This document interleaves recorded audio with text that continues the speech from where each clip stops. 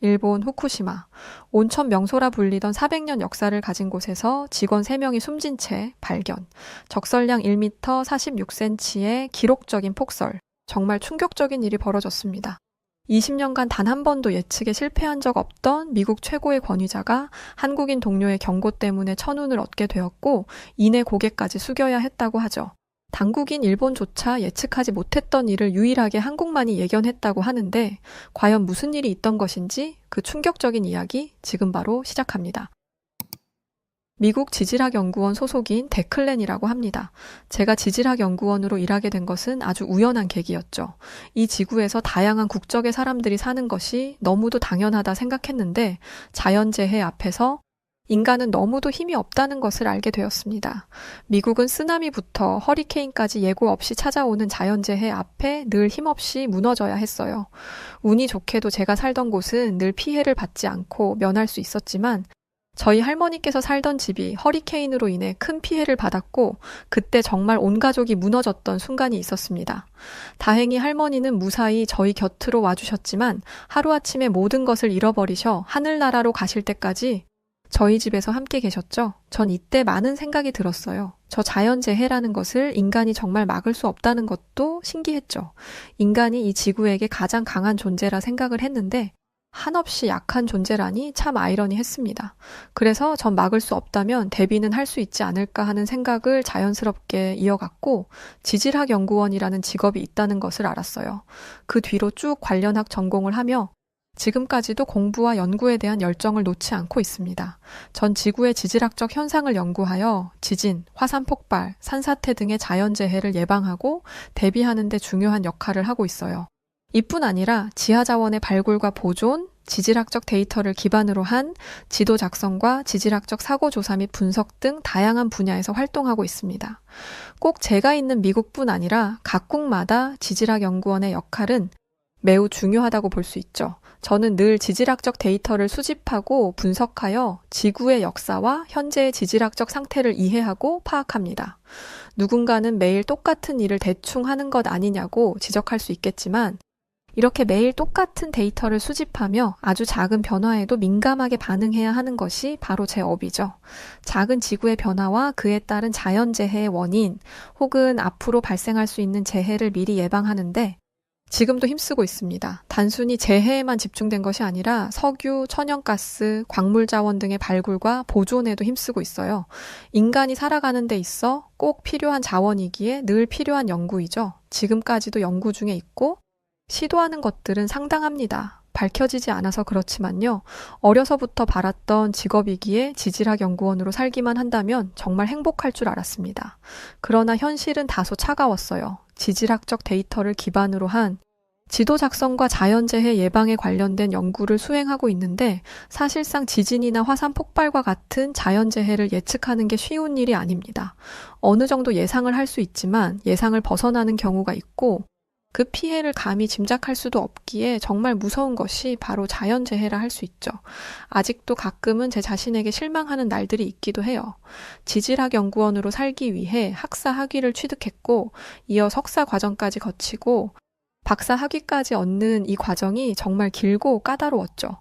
그렇게 힘든 시간을 다 견뎌내고 여기까지 왔는데 체계적인 연구를 통해 새로운 지식을 창출하는 능력만을 보여도 시원찮을 판국에 가끔 예상과 어긋나는 결과를 보면 속이 탑니다.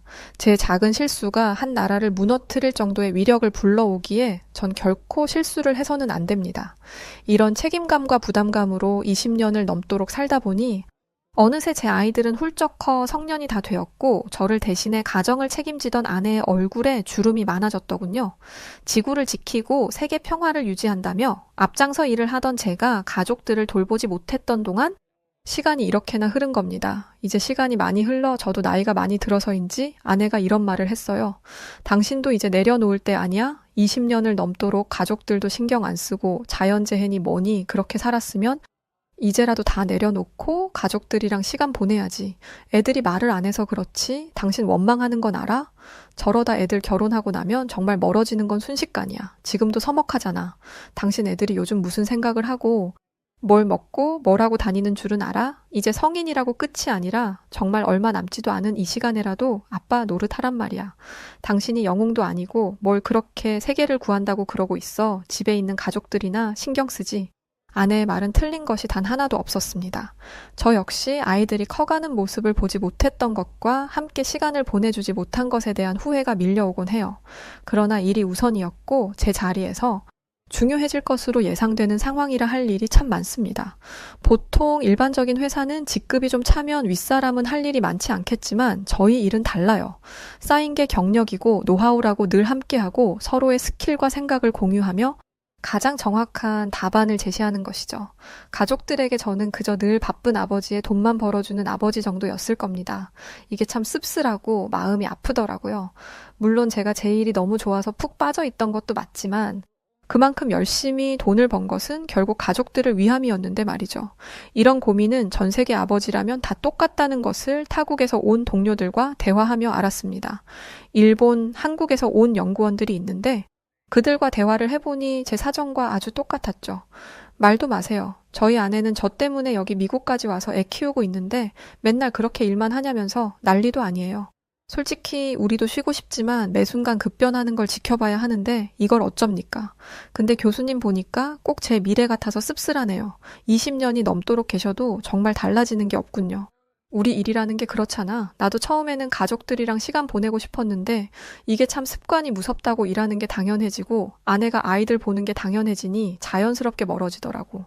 지금은 애들이 다 컸는데 아직도 나를 원망하고 서운해한다고 하니 마음이 참 불편하네. 미국이나 한국이나 다 똑같구나.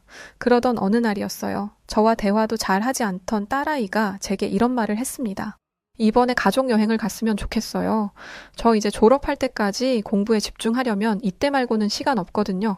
그래서 어딜 가면 좋을까 찾아봤는데 일본의 삿포로가 겨울에 그렇게 예쁘대요. 눈이 많이 와서 예쁘다니 거길 가서 눈도 보고 일본은 온천이 유명하니까 온천도 즐기고 그러고 싶어요. 제가 6살 때 이후로 아버지한테 부탁한 적 단 한 번도 없는 거 아시죠? 이번만큼은 어떤 변명도 없이 같이 가주셨으면 해요. 딸의 말이 제 가슴속 깊숙이 파고들더라고요. 어렸던 6살 이후로 제게 단 한 번도 뭘 해달라고 부탁을 한 적이 없던 딸이었죠. 늘 아버지는 바쁘고 같이 시간을 못 보낸다는 걸 빨리 깨우쳐서요. 그게 참 마음이 아팠는데 그런 딸이 이렇게 마지막 부탁인 듯 말을 하니 저는 꼭 어떻게든 딸의 부탁을 들어주고 싶었습니다. 가족여행으로 4박 5일을 빼기 위해 모든 스케줄을 다 조정했고 다행히 동료들이 원만하게 조율을 해줘서 수월했어요. 서로의 마음을 너무 잘 알고 사정을 아니 군말 없이 제가 다녀올 수 있도록 빼줬죠. 그렇게 스케줄을 다 조정하고 저는 딸에게 말해줬습니다. 스케줄 다 빼뒀다. 엄마 통해서 원하는 숙소랑 우리들이 가서 할 것들, 예약에 필요한 거 돈 받아서 대신 예약 좀 해줄래? 너희 정말 어렸을 때 이후로 처음 가족여행이라 아버지도 참 기쁘구나. 해보고 싶었던 것들, 먹고 싶은 것들 가리지 말고 다 하도록 해. 정말 오랜만에 떠나는 여행이니까. 저는 20년이 넘도록 나쁜 아버지였기에 적어도 일본 여행에서만큼은 가족들에게 그래도 우리 아버지가 좋은 사람이었지라는 마음을 심어주고 싶었어요. 또 우리 가족을 이렇게 사랑하셨지? 이렇게 생각해 주길 바랐습니다. 딸은 그제야 신이 난 듯 웃으며 맛집도 숙소도 다 예약을 하기 시작했고 평소 제게 전화도 안 하더니 전화까지 하더라고요. 아버지 온천이 좀 유명한 곳이 있던데 거기는 사람이 너무 많다고 해서 좀 그 다음 수준인 곳을 가려고 하는데 생각보다 너무 비싼데 어쩌죠? 돈 신경 쓰지 말라고 하셨지만 생각보다 4박 5일 경비가 너무 많이 나와서요. 100만 원이 나오든 1000만 원이 나오든 원하는 거 다 해라. 돈 생각해서 가고 싶은 곳이 아닌 곳 가지 말고 괜찮으니까 우리 가족 그동안 못 놀았던 비용 한 번에 쓴다고 생각하면 돼. 무조건 가고 싶은 곳 좋은 곳으로 가자. 일하고 있는데 딸에게 전화가 오니 그게 그렇게 좋더라고요. 그렇게 저희 가족은 일본으로 곧 떠날 준비를 하고 있었고 저 역시 무척이나 기대하고 있었습니다. 휴가 한 번을 쓰지 않고 일을 했던 터라 제 휴가 소식에 동료들의 반응도 꽤 뜨거웠어요. 모두 축하를 해주던 중 일본으로 휴가를 간다고 하니 한국인 동료의 표정이 싹 굳었습니다. 그리고 제게 충격적인 말을 이어갔죠. 지금 일본 가면 절대 안 됩니다. 저희 그때 일본 연구한 이후로도 찜찜한 게 있어서 저 혼자 연구 중에 있었는데 일본 정말 위험합니다. 언제 터질지 몰라요, 지금. 갑자기 뜬금없는 한국 동료의 말에 당혹스러웠어요. 물론 그 전에 모두가 함께 일본에 대해 연구를 했던 것은 사실입니다. 일본은 자연재해와 늘 끊임없이 싸우는 곳이고 특히나 대지진과 쓰나미에 취약한 곳이라 저희 쪽에서도 연구 대상에 꼽히곤 하죠. 안 그래도 위험한 곳인데 미래의 예언이라 하여 2025년 7월 5일 대재앙이 예언되었다는 말들이 자꾸만 돌아서 이런 것까지 무시할 수 없는 저희들은 더 집중적으로 봤습니다. 그러나 당장 일본에 큰 문제가 있던 것은 아니라 판단하여 연구를 잠시 중단했고 저 역시 일본 여행을 가도 괜찮겠다고 판단했던 건데 갑작스러운 말에 당황스러웠어요. 저를 걱정해서 해주는 말인 걸 잘 알기에 고맙다 말하고 여행을 가려 했으나 끝까지 과할 정도로 저를 말리는 한국인 동료였습니다. 제 말을 꼭 들으셔야 한다니까요. 지금 일본 대지진의 여파가 완벽하게 풀린 것도 아니고 지각 전체에 미치는 영향이 정말 크다고요. 이로 인해 나타나는 응력 불균형 현상이 풀리는 데엔 수십 년의 시간이 필요한 거 아시잖아요. 아직도 그 여파가 있는데 문제는 요즘 들어 일본 지각 변동이 심상치 않고 기하학적인 폭설이 자꾸만 온다는 거예요. 분명 일본 내에서는 어느 정도 파악을 하고 있을지 모르겠지만 이거 더 연구해봐야 해요. 위험한 걸 피해서 나쁠 거 없잖아요. 온 가족이 떠나는 여행길인데 너무 위험한 곳은 피하는 게 좋잖아요. 제가 뭐 하러 이렇게까지 말리겠습니까? 다 위험하니까. 그렇죠. 이렇게까지 말리니 대충 상황이 좋지 않다는 것은 알겠는데 내 사정도 알고 있잖아요. 이번에 일본 여행 못 가면 딸이 영영 저를 안 볼 수도 있다고요. 적어도 당장 저희 가족이 여행을 가는 그 4일 동안은 무슨 일이 없을 거라고 저는 생각하는데 아닌가요? 저를 위해서 해주는 말인 거 다 알고 참 고맙게 생각하지만 전 무조건 이 가족 여행을 가야 합니다. 한국인 동료의 말에 마음이 불편했던 것은 사실이었어요. 저희 둘이 언성까지 높아지니 주변 연구원들도 저희의 대화에 집중하기 시작했고 모두 일본에 대한 정보를 알아보기 시작했죠. 저 역시 도대체 왜 저렇게까지 난리일까 싶어서 일본에 대해 알아보기 시작했는데 한국인 동료의 말처럼 다소 위험성이 있는 것은 사실이었습니다. 일본이 정말 위험한 이유는 지진이 자주 발생해서도 쓰나미가 발생해서도 아니라 예상하기가 참 어렵다는 이유거든요. 시시각각으로 변동하기에 이걸 예측하는 것에 다소 어려움이 있죠. 한국인 동료를 제외하고도 다른 연구원들까지 말리기 시작했습니다. 보니까 당장 무슨 일이 생길지 아닐지는 모르겠지만 지각 상태가 불안정한 것은 사실이네. 다른 것도 아니고 위험성이 있는 상태인데 굳이 가야겠어요? 가족들 데리고 타국 갔다가 변이라도 당하면 어쩌려고 그래요? 여행이야 다른 곳으로 갈 수도 있는 거고 날짜를 바꿔도 괜찮은 건데 하필 그 날짜에는 좀 위험하긴 하네요. 저도 그렇게 하고 싶은데 곧 죽어도 딸아이가 그때 일본을 가고 싶다고 하니 참 답답하네요. 보니까 어느 정도 위험한 것도 같은데 참 이걸 어떻게 해야 할지 난감하네요. 주변에서도 다들 말리고 저 역시 어느 정도 위험도가 보이니 이건 아니다 싶기는 했어요. 그러나 딸과의 약속을 깨기가 싫었습니다. 한참을 고민하는 제게 한국인 동료는 찾아와 쐐기를 박았어요. 따님과 약속을 깨기 어려우신 그 마음 잘 압니다. 저였어도 고민했을 거예요. 그런데 다 같이 건강하게 살면서 앞으로 더 많은 시간을 함께 채우는 게 맞지? 그날 타국에서 무슨 일을 당할지도 모르는데 그게 마지막일 수는 없잖아요. 충분히 대화를 한다면 분명 이해하실 겁니다. 저는 한국인 동료의 말을 듣고 그날 딸에게 말하려 했지만 집으로 가보니 일주일 전인데 벌써부터 짐을 싸고 신나 있는 모습에 도무지 말이 떨어지지 않았습니다. 결국 저는 서재에 들어가 혹시 모를 상황에 대비하기 위한 대비책과 일본에 대한 공부를 하기 시작했죠. 그리고 후회를 했습니다. 조금이라도 아빠 노릇을 했더라면 이 말을 하는 게 이렇게 어렵지도 않았을 텐데 얼마나 가족들에게 못하고 살았으면 실망 한 번 시키는 게 무서워서 이 말을 못하고 있을까. 이래서 있을 때 잘하라는 말이 있다는 것을 새삼 실감하게 되었습니다. 그렇게 한참을 알아보는데 문득 그런 생각이 들었어요. 한국 동료들을 포함해 제게 조언을 해준 사람들 모두 정말 대단한 실력을 가지고 있는 것은 맞지만 저만큼은 아니라 생각했습니다. 제 눈에 이렇게 위험하지 않다는 것이 보인다는 건 그게 맞다고 생각했어요. 어쩌면 그렇게 믿고 싶었는지도 모르죠.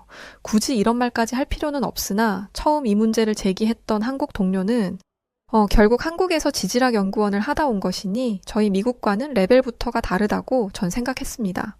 저를 위해주는 마음은 고맙지만 레벨은 다르다로 결론을 내렸고 저는 여행을 가기로 감행했죠. 그렇게 일본으로 떠나기 전날 밤 가족들과 오랜만에 화목한 시간을 보냈습니다. 큰딸이 브리핑해주는 여행 계획을 들으며 저 역시 너무 기분이 좋았어요. 브리핑을 하는 큰딸의 모습을 보는데 언제 저렇게 컸나 싶을 정도로 야무지고 똑부러지게 브리핑을 하기 시작했죠. 좋은 시간을 보내고 있던 중 누군가 저희 집에 찾아왔습니다. 이 시간에 올 사람이 없는데 싶어 나가보니 글쎄 한국인 동료가 이 늦은 밤에 저희 집에 찾아온 겁니다. 교수님, 제가 이렇게까지 찾아오는 거 보면 정말 모르시겠어요? 여행 가지 마세요. 정말 일 생긴다고요? 제 실력 아래로 보시는 것도 알고 한국에서 온 사람이라고 제 말도 제대로 안 들어주시려는 거 다 아는데요. 적어도 같이 일하는 동료를 제가 알면서도 위험한 곳에 보내서 잃고 싶지는 않습니다. 저를 더 말리지 못한 죄책감 속에 살게 하지 말아주세요. 정말 왜 이렇게까지 하는 거죠? 당장 내일 아침에 떠나는 일정인데 이 시간에 와서 뭐 하자는 겁니까? 이제는 좀 불쾌하려 하네요. 저를 걱정해주는 마음은 이미 충분히 받았으니 여기서 멈추세요. 좋아요. 그럼 여행 방문지를 바꾸세요. 일본의 다른 곳을 가세요. 가족분들이 정한 곳들 주변은 정말 위험하다고요. 그만해요. 솔직히 한국에서 와서 실력을 못 믿겠다 생각한 것도 사실이긴 하나 본인의 말 충분히 근거 있다고 생각하고 있어요. 그런데 본인이 확신할 정도로 그렇게 정확한가요? 전 아니라고 생각하는데요. 여기까지만 하세요. 전 그렇게 한국인 동료를 보냈지만 전날 늦은 밤까지 쫓아올 정도로 말리니 참 찝찝했습니다. 심지어 끝까지 딱 일주일만 기다려보고 가라는 말까지 남기고 그렇게 갔고 밤새 고민을 하다 저는 결국 여행을 취소했어요. 지금 일본에 문제가 좀 있을 것 같아. 그래서 어젯밤에 그 동료도 쫓아와서 말린 건데 우선은 일주일 정도만 지켜보고 별 문제 없으면 일주일 후에 다시 여행 가는 걸로 하자. 호텔이랑 예약 비용들 날리는 건 너무 아깝지만 안전해야지 안 그래? 저는 가족들에게 통보를 했고 큰딸은 저를 보며 날카로운 표정으로 말했습니다. 결국 이럴 줄 알았어요. 차라리 처음부터 못 간다고 했으면 이렇게 실망하지도 않았을 텐데 여행 당일에 펑크내는 사람이 어딨어요? 아버지는 가족을 떠나 사람 간의 예의조차 없는 분이셨네요. 진심으로 실망했습니다. 예약 취소 다 알아서 하세요. 전 이제 아무것도 신경 쓰고 싶지 않으니까요. 가족들은 제게 아예 등을 돌려버렸고 저는 불편한 마음으로 출근을 했습니다. 제가 나타나자 한국인 동료는 웃는 얼굴로 반겨줬어요. 제 말을 들어주셨군요. 정말 잘하셨어요. 가족들은 실망했더라도 옳은 선택하신 거예요. 솔직히 아직까지도 모르겠네요. 하도 난리를 치니 찝찝해서 돈 다 날리고 우선 여행 취소하긴 했는데 이거 아무 일도 없으면 가족들이랑 영영 못 풀지도 모릅니다. 아직도 참 생각이 많네요. 일본에 아무 일 없으면 책임지세요, 당신이. 저는 이 복잡한 마음을 달랠 길이 없었습니다. 제 찝찝함의 여행을 그것도 당일에 취소했으니 가족들이 얼마나 화가 났을지 잘 알았으니 말이죠. 심지어 평소에 다정했던 아버지도 남편도 아니었기에 가족들과의 거리는 더 멀어졌어요. 누구도 제 전화를 받지 않았고 제 속은 타들어갔습니다. 심지어 돈을 펑펑 써도 좋다는 제 말을 믿고 좋은 곳을 다 예약해둔 탓에 그대로 날리는 비용만 해도 상당했죠. 그렇게 시간이 흐르고 그날 밤까지 일본에는 아무런 일도 없이 고요했습니다. 저는 집으로 돌아가야 하는데 이제 화가 나기 시작했어요.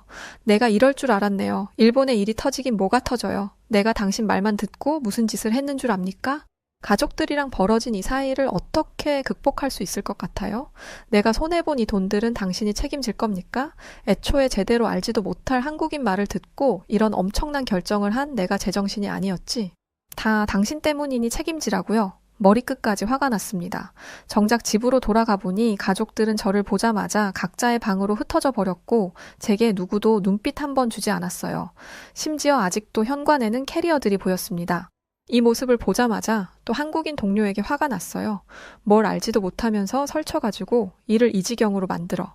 아무튼 한국인들 오지랖은 알아줘야 하는 건데 내가 그걸 믿고 이런 결정을 했으니 누굴 탓하겠어. 내 탓이지? 내가 2번 다시 한국인들 말을 듣나 봐라. 저러니 여태껏 휴전국으로 저러고 살고 있지. 중국에 무시당해? 일본에 무시당해?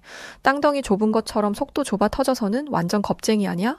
잔뜩 화가 난 채 하루를 보냈고 그렇게 다음 날이 되었습니다.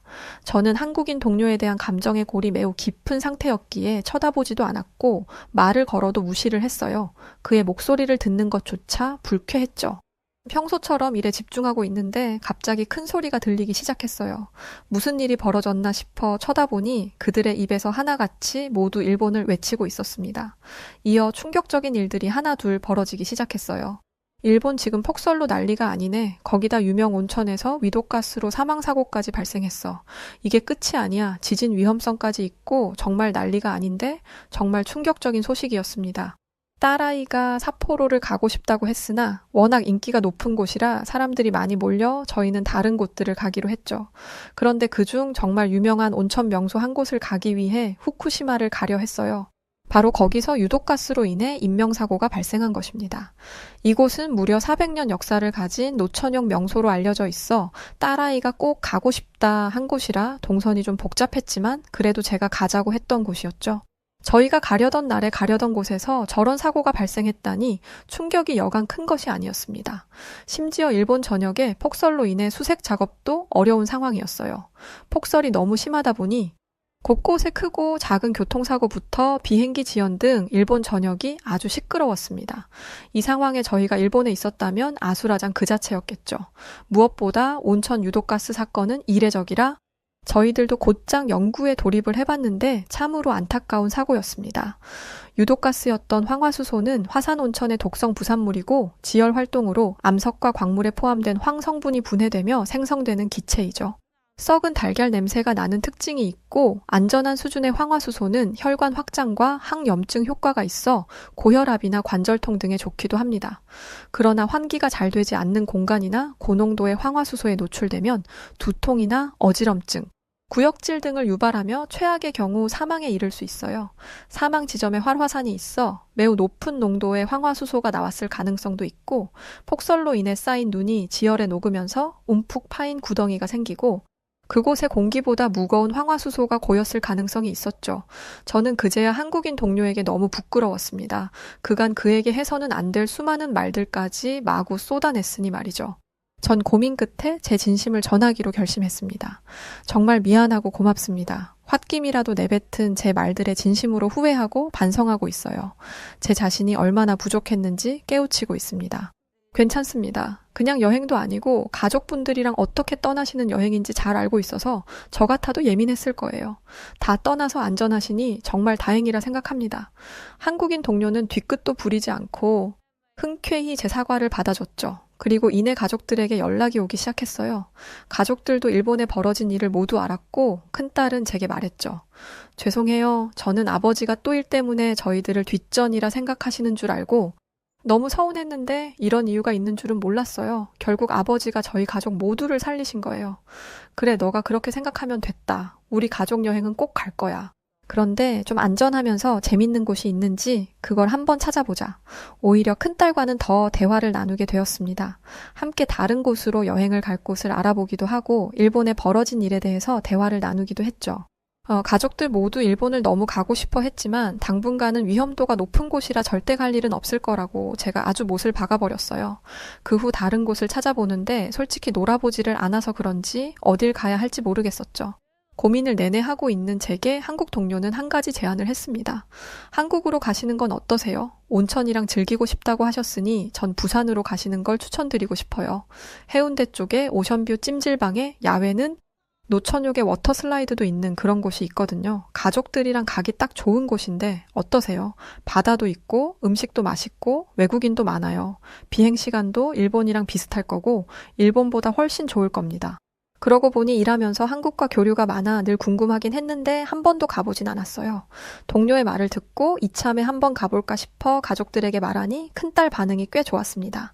한국의 유명한 가수들을 좋아하고 넷플릭스에서 본 한국을 실제로 간다며 좋아하더라고요. 그래서 저희 가족은 큰 고민 없이 한국으로 여행지를 옮겼고 서울이 아닌 부산으로 갔습니다. 오직 한국인 동료의 추천대로 말이죠. 부산에 도착했을 때 저희 가족은 정말 신기한 경험들을 하기 시작했어요. 여긴 분명 한국인데 외국인들이 정말 많더라고요. 모두 미소를 지으며 한껏 들떠있는 모습들이 아주 인상적이었습니다. 심지어 곳곳에 영어, 일어, 중국어 등 다양한 언어로 표기가 되어 있어서 한국에 와서 대중교통을 이용하는 것도 음식 주문하는 것도 어려운 게 없었어요. 저희 가족이 숙소에 가서 체크인을 할 때는 아예 영어로 소통이 가능했습니다. 반대로 미국이었다면 한국어로 소통해서 한국인 관광객을 대접하는 일은 없었을 텐데 라는 생각이 들었어요. 이렇게 한국의 모습에 감탄하며 저희 가족은 한국인 동료가 추천해준 곳에서 노천욕도 즐기고 찜질방도 즐겼습니다. 찜질방은 정말 신기한 곳이었어요. 해운대 해수욕장이 펼쳐져 있어서 개방감이 있어 좋았는데 무엇보다 바닥이 따끈한 게 몸이 노근노근해지는 게 좋았습니다.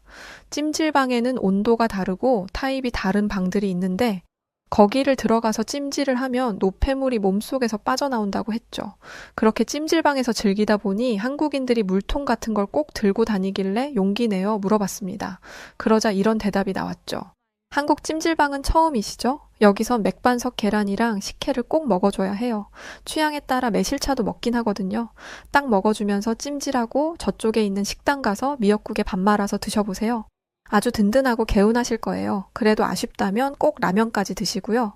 저희는 한국인의 추천 그대로 했습니다. 계란에 식혜를 먹어보니 꽤나 환상적인 궁합이라 저희 가족은 계란을 추가해서 더 먹었어요.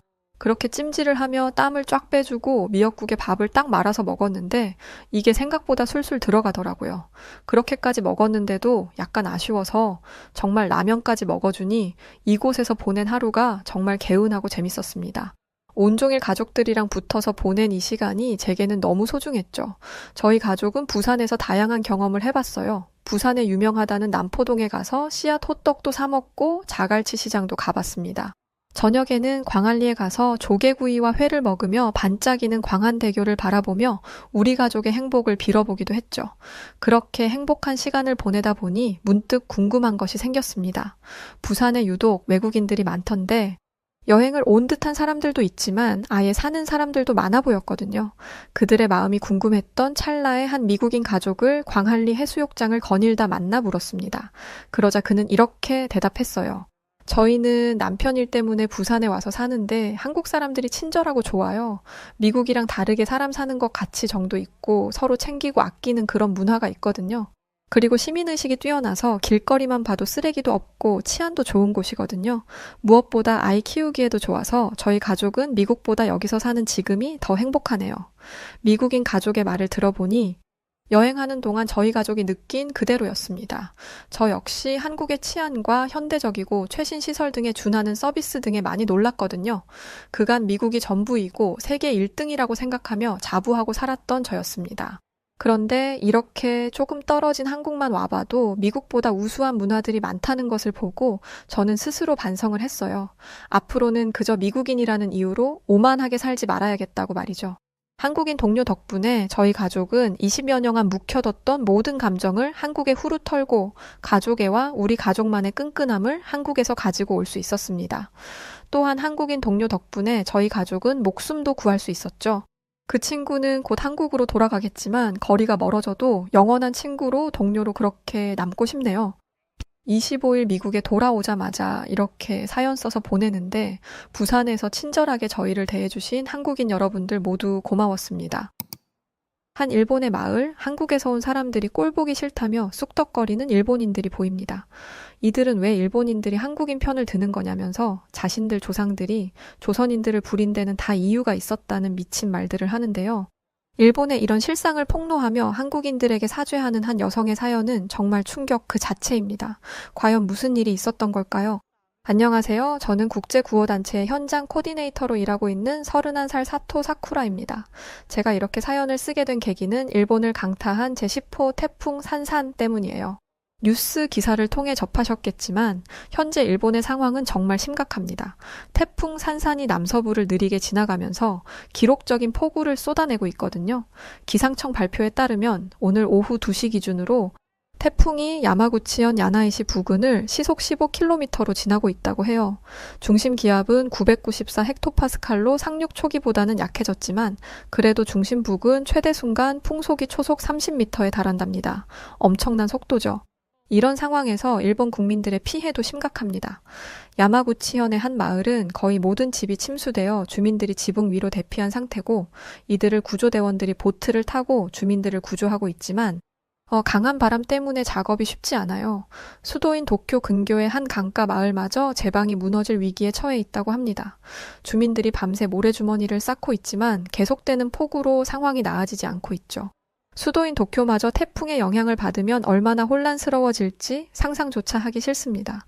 그리고 부끄럽지만 구호단체 현장 코디네이터인 저마저도 불안해하고 있어요. 자원봉사자들은 사태가 심각해지자 제 살 길 찾아서 뿔뿔이 흩어졌고 구조대원은 턱없이 부족한 상황이거든요. 이런 상황에서 저는 한국이 저희를 도와주기를 간절히 바랐습니다. 한국이 오면 저희의 이 모든 상황이 한 번에 정리될 것만 같았거든요.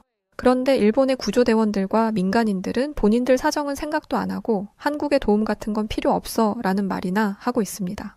하지만 한국 구조팀들의 저력을 알고 있는 저는 이게 얼마나 멍청한 말인지 너무나 잘 알고 있습니다. 그래서 저는 이 바보 같은 일본인들에게 한국 구조대원들의 놀라운 위기 대처 능력에 대해 알릴 필요가 있다고 생각했어요. 그리고 그 전에 한국인 분들에게 한국인조차 모를 숨겨진 영웅에 대한 이야기를 먼저 하기로 마음먹었습니다. 제가 한국을 이토록 신뢰하게 된 계기는 바로 튀르키예 대지진 당시 있었던 일 때문입니다. 튀르키예 대지진 현장에 처음 도착했을 때의 기억이 아직도 생생해요. 국제구호 현장 코디네이터로서 첫 해외 파견이었기 때문에 재난 현장의 모습이 엄청난 충격으로 다가왔기 때문이었죠. 도착 직후 제가 본 광경은 끔찍했습니다. 무너진 건물들, 울부짖는 사람들, 그리고 공기 중에 가득한 먼지와 절망감. 하지만 저희는 주변을 둘러볼 새도 없이 긴급 구조 요청에 응해야 했어요. 바로 대형 쇼핑몰 지하 주차장이 침수되어서 수십 명의 사람들이 갇힌 끔찍한 현장이었습니다. 현장에 도착했을 때 상황은 생각보다 훨씬 심각했어요. 지진으로 인해 건물이 무너지면서 주차장에 물이 차기 시작했고 안에서는 살려달라며 절규하는 소리가 들려왔죠.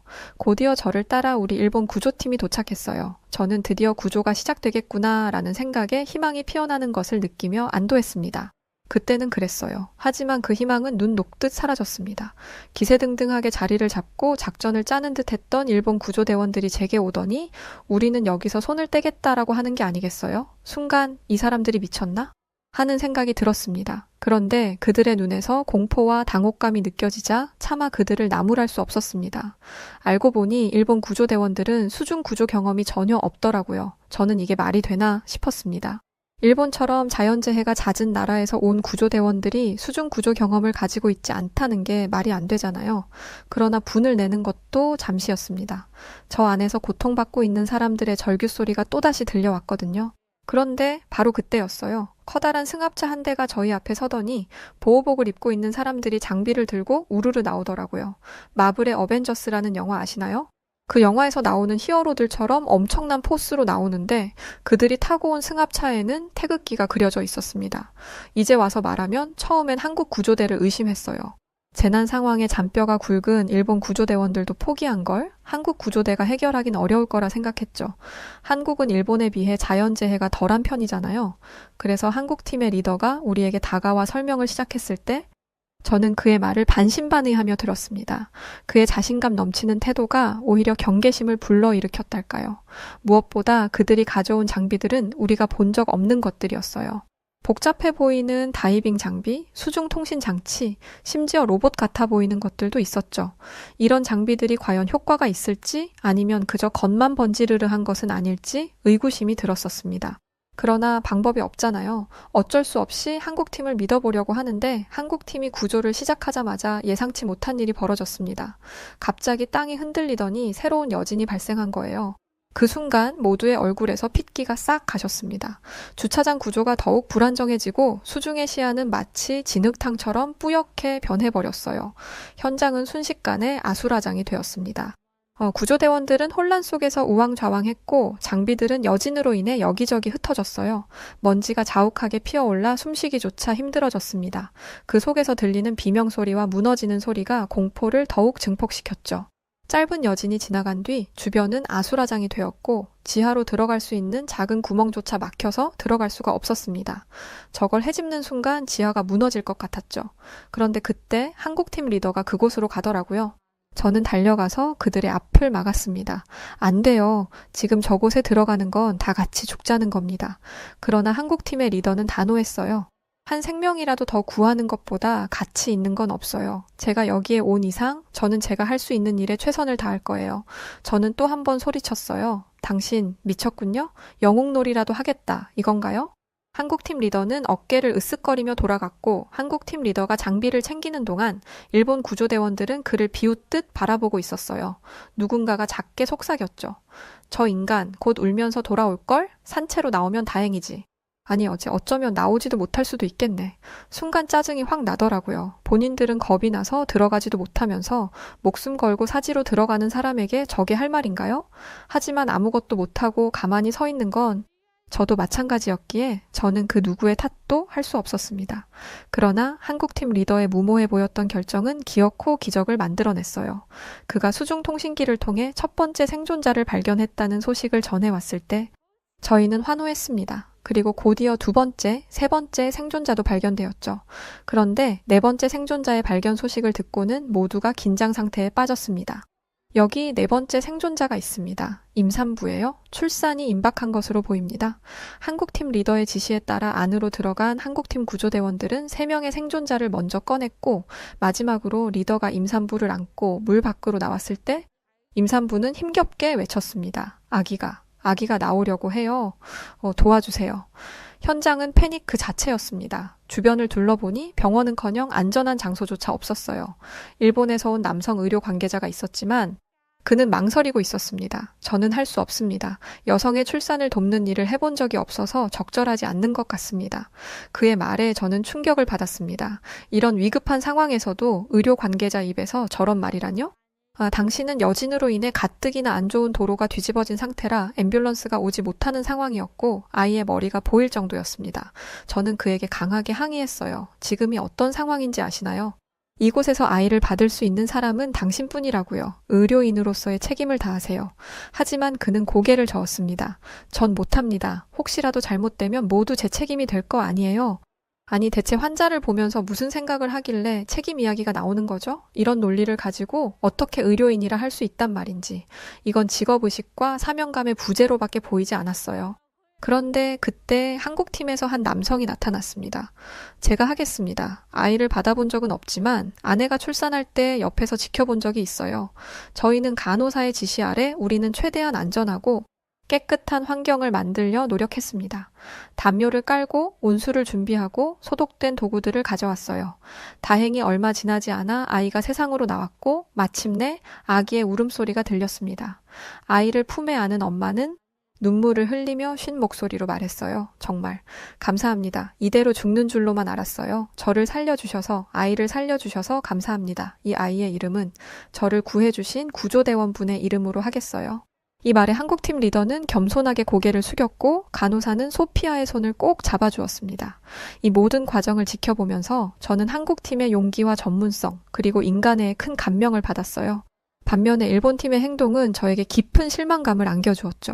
이런 위급한 상황에서도 개인적인 편견과 문화적 제약에 얽매여 있다니 같은 일본인으로서 너무나 부끄러웠습니다. 지금 제가 가지고 있는 한국팀을 향한 무한한 신뢰는 이 일만으로 만들어진 게 아니에요. 희망 없는 일본이지만 한국이 도움의 손길을 내민다면 우리도 이 일을 극복할 수 있으리라 확신하게 된 데는 분명한 또 다른 이유가 있습니다. 튀르키예 대지진을 수습하는 과정에서 있었던 일인데 전 전조 증상으로 의심되는 일들이 잦아서 전 세계적으로 지진주의보가 있었습니다. 그런데 이 주의보를 무시하고 중국에서 온 단체 관광객이 있었어요. 그리고 기어이 지진에 휘말리고 말았죠. 그들이 머물렀던 호텔은 다행히 큰 피해를 입지 않았습니다. 그래서 안전하다고 생각했던 걸까요? 이들은 오지 말라고 하는데 꾸역꾸역 와놓고는 지진 수습으로 인해 외출이 불가능해지자 호텔에 갇혀서 불만을 터뜨리기 시작했습니다. 처음에는 시끄럽게 하거나 호텔 직원에게 협박을 하는 정도였는데 나중에는 급기야 일부 객실에서는 불법 도박장을 차렸다고 하더라고요. 한 층을 빌려서 사용하고 있었는데 그곳의 문을 전부 열어놓고 방을 오고 다니며 도박을 하고 있었던 거죠. 해외에 나가는 중국인들은 돈이 많다는데 판돈도 꽤 크다는 소리를 들었습니다. 간도 크죠. 경찰이 이곳에 올 정신이 없다는 사실을 이용한 범법 행위였습니다. 그런데 이건 최소한 남에게 피해는 덜 주잖아요. 하지만 이들은 불법 도박을 제지하러 간 여성 직원을 허락 없이 더듬는 듯 파렴치한 행동까지 했습니다. 그런데 이걸로도 부족했는지 밖으로 나왔고 호텔 주변의 백화점 지하로 들어갔어요. 이런 재난 상황에서 지하로 들어가는 건 제 발로 저승길에 들어가는 것과 다름없습니다. 그런데 이들에게 백화점 지하는 보물창고 그 자체였나 보더라고요. 그들은 급하게 대피하느라 차마 문을 닫지 못한 미슐랭 3스타 식당을 발견했습니다. 이들은 고가의 와인과 위스키가 보관된 것을 보고 술을 마시기 시작했어요. 판단력을 상실했고 위험에 대한 인식도 무뎌진 상황에서 지하에는 점점 물이 차오르기 시작했습니다. 배수관과 지하에서 유입된 물들로 인해 지하에 물이 올라오기 시작했던 거죠.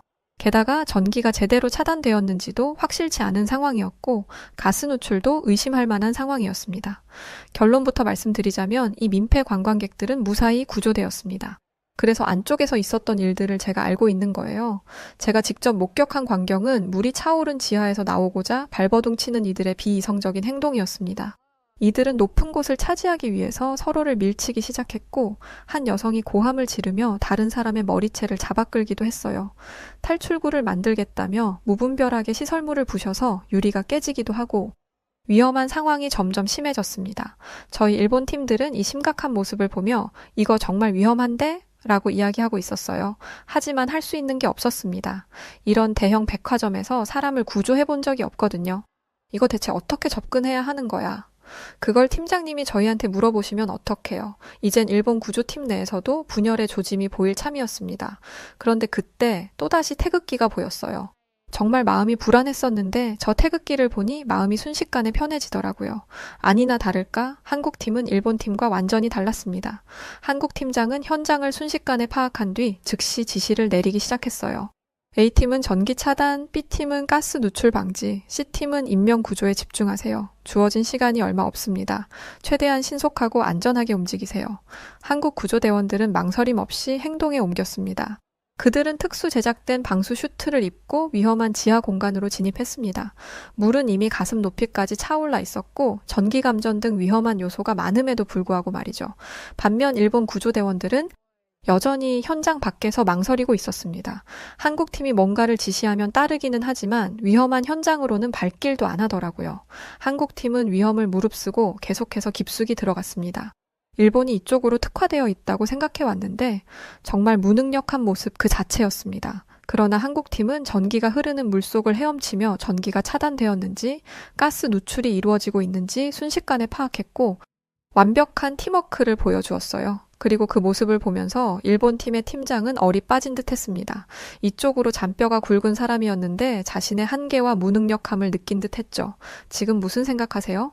부끄럽습니다. 솔직히 한국팀이 왔을 때 이것만큼은 한국도 힘들 거라고 생각했어요. 일본의 다른 팀들에게 지원 요청을 할 생각이었죠. 그런데 한국은 이것마저도 능숙하게 해내네요. 한국인들의 위기대처 능력을 따라갈 사람은 절대 없어 보입니다. 이 말이 끝나자마자 중국인들이 1명, 2명 나오기 시작했어요. 그런데 이들은 뻔뻔함 그 자체였습니다. 지금 생각해보면 이번에 일본 남부 주민들이 보여준 행동과 똑같네요. 야, 여기는 비가 오면 지하에 물이 차단되게 하는 것도 없어? 물이 차는 바람에 내 폰이 망가졌잖아. 내 구찌 신발도 못 쓰게 됐어. 이 루이비통 가방 좀 봐. 여러분 죄송합니다. 심한 말 좀 할게요. 이게 무슨 개소리죠? 가지 말라는데 간 사람이 누군데 남 탓을 하느냐 말입니다.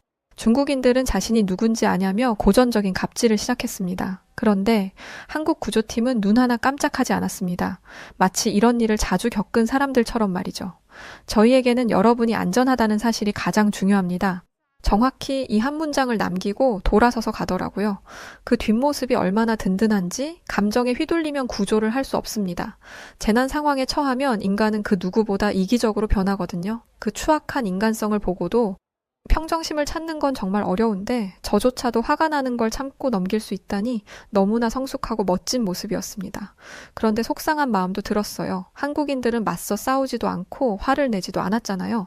심지어 구조에 적극적으로 굴지 않는 일본 구조대원들에게 짜증 한 번 내지 않았습니다. 중국인들의 이기적인 행동만 아니었다면 한국 구조대원들이 이런 위험을 감수할 이유는 없었을 거예요.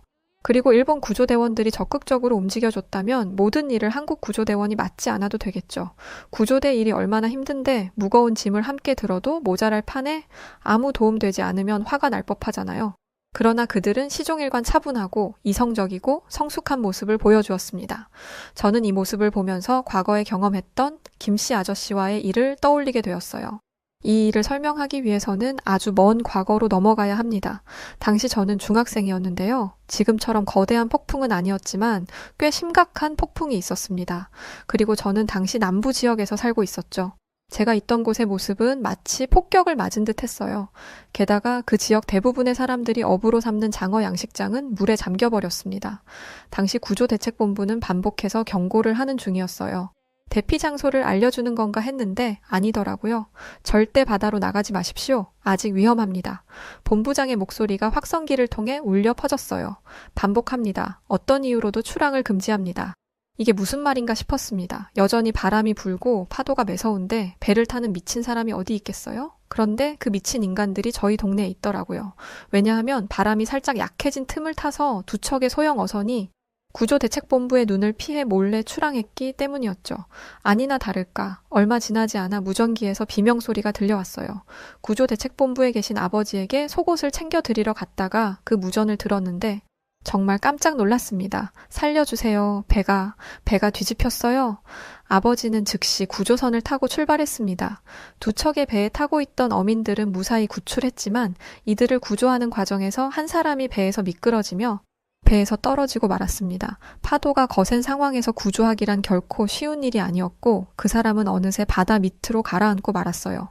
다른 일을 위해 목숨 바쳐 구조를 하던 일을 잃었으니 저희의 분위기는 장례식장 그 자체였습니다. 이 사고는 자연재해가 아니라 사람의 잘못된 판단으로 인해 생긴 인재였기에 분위기가 더욱 가라앉았습니다. 지금과 같이 거센 바다를 뚫고 수색을 할 수도 없는 노릇이고 직설적으로 말하자면 살아있는지 그 사실조차도 확신할 수 없었어요. 그런데 그때 대형 장어 양식장 주인인 사토 켄지가 우리에게 다가와 소리를 지르기 시작했습니다. 당신들 대체 뭐 하는 인간들이야? 그의 고함 소리에 주변 사람들이 모여들기 시작했습니다. 켄지는 계속해서 소리쳤어요. 어쩔 거야? 내 장어들 어쩔 거냐고. 저는 그의 말에 충격을 받았습니다. 그가 손가락질을 하며 화를 내던 사람들은 한국에서 온 김씨 가족이었거든요. 저는 왜 대뜸 그 사람들에게 화를 내는 건지 이해가 안 됐습니다. 그리고 지금은 뭐가 됐든 큰 소리를 내면서 싸울 상황이 아니었어요.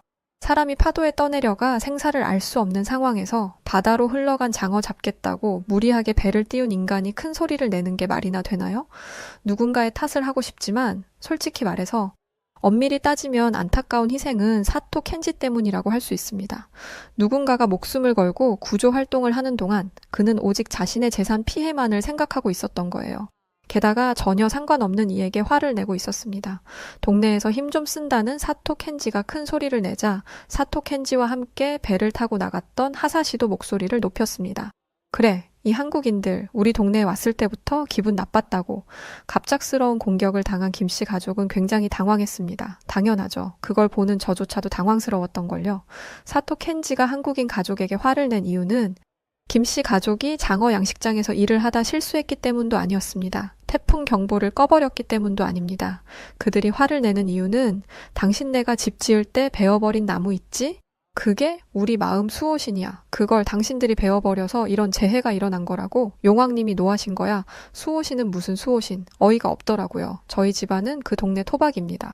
저런 말은 들어본 적도 없어요. 심지어 사토 켄지와 함께 김씨 가족을 공격하던 하사시조차도 처음 듣는 듯 했어요. 저는 이 사람이 대체 왜 무고한 김씨 가족에게 손가락질을 하는지 궁금했습니다. 그들이 이러는 이유는 바로 자신들의 행동을 덮기 위해서였어요.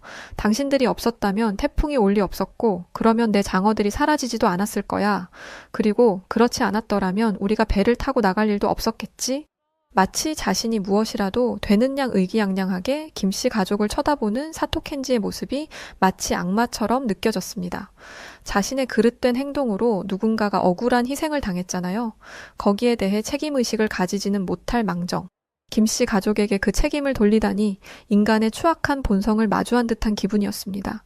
김씨 가족들은 이런 손가락질을 당할 만한 분들이 아니었습니다. 항상 웃는 모습으로 사람들을 대하시고 늘 성실한 분이셨어요. 김씨 아저씨는 회사에서 발령을 받아 이곳에 머무는 분이셨는데 곧 떠날 사람임에도 불구하고 마을 사람들에게 도움을 주는 것을 아끼지 않았습니다. 마을에 혼자 사는 어르신들에게 가끔 음식을 가져다 주시기도 하셨고요. 개인주의 사회인 일본에서는 절대 하지 않는 행동이었죠. 그런데 이런 분에게 이런 말도 안 되는 억지 비난을 하다니 게다가 그곳에 집을 지은 건 김씨 아저씨네가 아니었어요. 그곳에 땅을 사서 집을 지은 외지인이었죠.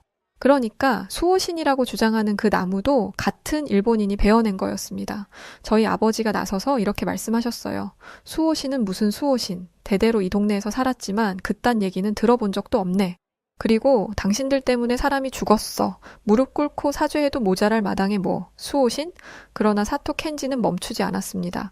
너희가 그렇게 떳떳하다면 저기 제 방 너머로 가봐. 우리 이웃이 저 안에 갇혀 있을지도 모르니까. 너네가 집주인한테 나무를 베어달라고 한 건지 누가 알아? 너희가 떳떳하다면 용왕님이 너희를 지켜주시겠지. 이게 무슨 억지스러운 말입니까? 21세기에 이딴 소리를 하는 인간이 있다니. 도무지 이해를 할 수가 없는 행동이었어요. 원래 이런 사람이라면 말을 안 합니다. 켄지는 마을 사람들에게 늘 본이 되는 인물이었어요. 사람들도 그를 좋아했죠.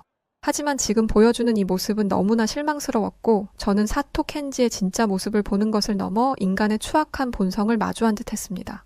제 방 너머에는 급격한 물살이 넘실거리고 있었어요. 저곳으로 간다는 건 곧 죽음을 의미했습니다.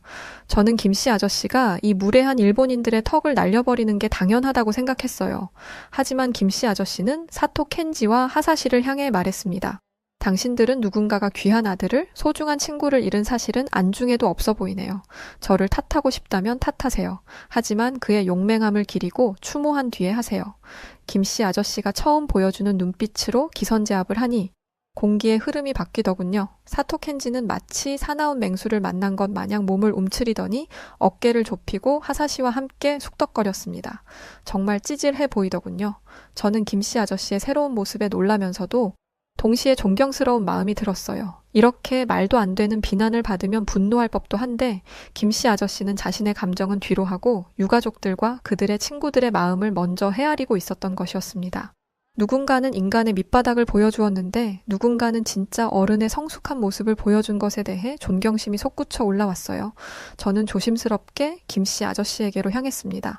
아저씨 정말 죄송합니다. 사토 켄지가 저런 인간이라는 걸 몰랐어요. 저 사람의 무례하고 이기적인 행동에 제가 대신 사과드립니다. 정말 죄송합니다. 김씨 아저씨는 제 어깨를 토닥이며 어린 네가 무슨 잘못이 있겠니? 괜히 어른들 사이에 껴서 못 볼 것을 봤구나. 사람에게는 연약한 부분이 있기 마련이야. 네가 이 모습을 보면서 인간에 대한 신뢰를 잃지 않았으면 좋겠다. 라고 말씀하셨습니다. 저는 지금까지 살면서 김씨 아저씨처럼 성숙한 어른을 본 적이 없어요. 제 인생의 롤모델이 김씨 아저씨라는 것을 보면 알만하죠. 그런데 얼마 뒤 저는 길을 걷다가 아주 충격적인 말을 들었습니다. 그 한국에서 온 놈 말이야. 아주 꼴보기 싫어 죽겠어. 마을 사람들이 전부 그놈 편을 들잖아. 내가 이곳에서 산 지가 몇 년인데 그딴 외지인 편을 들어? 과거에 우리 조상들이 조선인들을 학살한 데는 다 이유가 있는 거야. 저는 제 귀를 의심했습니다. 뭐? 학살? 그때는 몰랐는데 일본은 과거의 역사를 은폐하고 가르치려 하지 않아요. 그래서 저도 이런 역사에 대해 전혀 알지 못했습니다. 저는 곧장 집으로 가서 사토 켄지가 한 말에 대해 조사해보기 시작했습니다. 일본어로는 나오지도 않아서 외국 자료들을 번역해가며 겨우 이해했어요. 1923년 일본 도쿄 간토 지방에서 큰 규모의 지진이 있었다고 합니다. 당시 일본 정부는 계엄령을 선포했는데 이때 조선인이 우물에 독을 풀었다라는 소문이 퍼졌다고 해요. 그러면서 조선에서 온 이들이 불을 지르고 테러를 준비하며 약탈을 일삼고 있다며 조선인을 만나면 시민들이 직접 나서서 조선인들을 제압하라고 했다고 정부가 나서서 권장을 했다고 합니다. 결국 엄청난 수의 무고한 조선인들이 학살을 당했고 한국인들의 마음에는 그때의 기억이 깊게 자리 잡고 있었어요. 그리고 일본 당국은 이 사실을 숨기고 있었죠. 사토 켄지가 언급한 학살이 바로 이것이었습니다. 저는 이 사람이 인간이 맞기는 한가? 라는 생각을 했어요. 어떻게 이런 생각을 할 수 있단 말이죠? 저는 이후로 한국과 일본 사이에서 있었던 역사적 사실에 관심을 가지게 되었습니다. 그 결과 일본이 한국에게 어떤 죄악을 저질렀는지에 대해 알게 되었죠. 그리고 한국뿐만 아니라 다른 나라에도 말로 하지도 못할 악행들을 저질렀다는 것을 알게 되었습니다. 하지만 어찌됐든 제가 태어난 나라잖아요. 그래서 저는 일본인으로서 피해를 입은 국가들에게 부채감을 가지게 되었어요. 그래서 세계 방방곡곡을 다니며 구조 작업을 펼치는 거예요. 이렇게라도 사죄하려고 하는 거죠. 저는 이 사실을 알게 된 후 김씨 아저씨에게 찾아가 허리를 90도로 숙이며 사죄했어요. 그러자 김씨 아저씨는 놀라운 말로 저를 위로했습니다. 사쿠라, 이렇게 사과해 주어서 고맙구나. 우리는 일본에 있는 선량한 사람들마저 미워하지 않아. 그저 과거를 은폐하고 숨기려 하는 정부와 극우주의 세력으로부터 사과를 받기 위해 싸우는 것뿐이지. 사토켄지처럼 행동하는 사람은 한두 명 본 게 아니지만 너처럼 이렇게 사과하는 사람은 처음이란다. 너 덕분에 조금은 마음이 편해졌어. 고맙다.